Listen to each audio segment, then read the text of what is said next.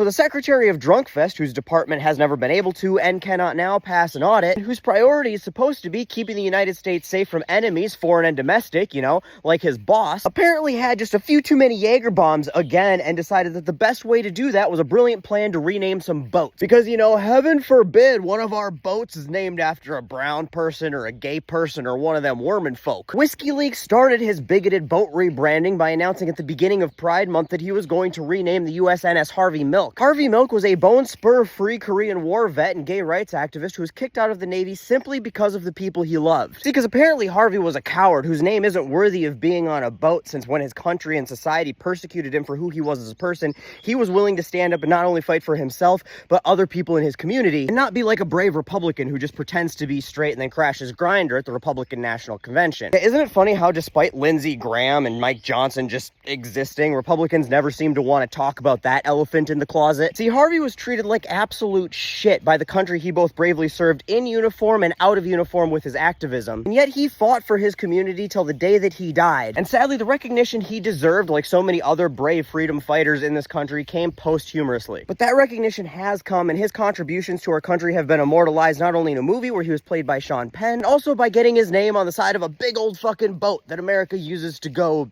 help blow up children in third world countries and shit. America. And it would be pretty hard for anybody to argue that the accolades that Harvey's earned aren't warranted, unless of course you're a Nazi who puts the Blitz and Blitzkrieg before 10 a.m. every morning. The question you might be asking is, why is Secretary Kegsbreath bothering with renaming boats that are already named after American heroes? It just doesn't seem to make a whole lot of sense, right? This is an unnecessarily expensive venture, expensive enough where it could probably be classified as waste done by a fraud with an abuse problem. If you're asking what type of abuse problem, you can take your pick. Substance, domestic, sexual. Pete checks all the abuse boxes. So anyway, renaming these boats is really expensive. It also requires a bunch of clerical bullshit because you got to change their names everywhere, and I don't know if I've got a whole lot of confidence in the clerical abilities of a department run by a guy who doesn't even know who he's texting half the time. And if you're a superstitious sailor, which most of them are, renaming your boat is bad luck. So what is the justification that Peter Jello Shot Eater gave for renaming these boats? It is, and I quote, to reestablish the warrior culture and warrior ethos. So apparently Harvey's not straight enough or manly enough to have his name on a naval vessel, according to Queen Jim Beam, who had them install a makeup room at the fucking Pentagon. But what's even more fucked up is that Plastered Pete intentionally did this at the beginning of Pride Month. Like, Pete, calm down. You don't need to sell us anymore. We already know you're an insufferable douchebag. But the USNS Harvey Milk is not the only boat the white Russian supremacist wants to be a little bitch about. He basically wants to rename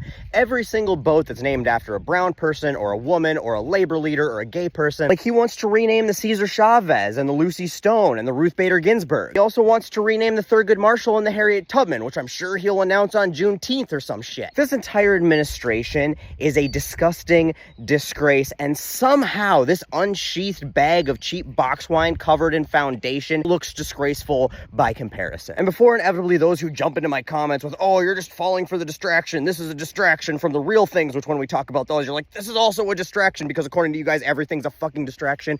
Can you stop? Just not. Please just shut the fuck up with the distraction shit. These aren't distractions, okay? Yes, they are flooding the zones, but this is all part of the play. This shit just might seem like some silly racism by comparison to other things that are going on, but it's not. Because this, like all the other distractions you guys go on about, serve a very specific purpose, and that is to change a cultural perception of separating marginalized groups into others. This is to create a narrative and a perception that if you are a gay man or a black woman or anything not fascism forward, you can't be a war hero.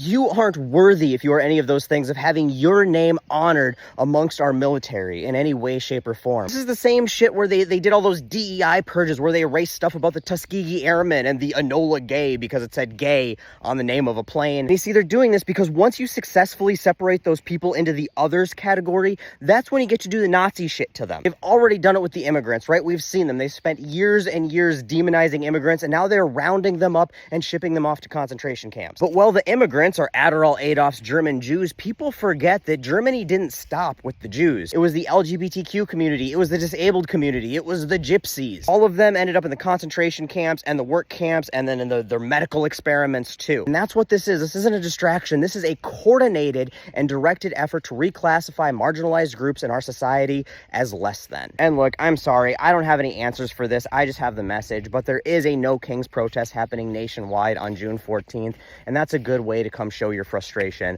about issues like this. I will be speaking at the St. Paul protest, so if you're in Minnesota and you want to come out to that one, you get to see me stand up there and probably make a fool of myself in front of a bunch of people. I'm nervous as hell. This will be the largest group of people I've ever spoken in front of, you know, at least IRL. But when you're given the opportunity to do something like that, you don't say no, and I'm going to try to use my voice to help elevate those who don't have a voice. Thankfully, I have one of my best Midwest buddies, Potty Muff Pollyanna, aka Mandy Ray, up there giving a speech alongside of me as well. But anyway, that's all. Fuck Pete Hegseth and this whole Nazi-ass administration, and I hope to see you guys there on Saturday.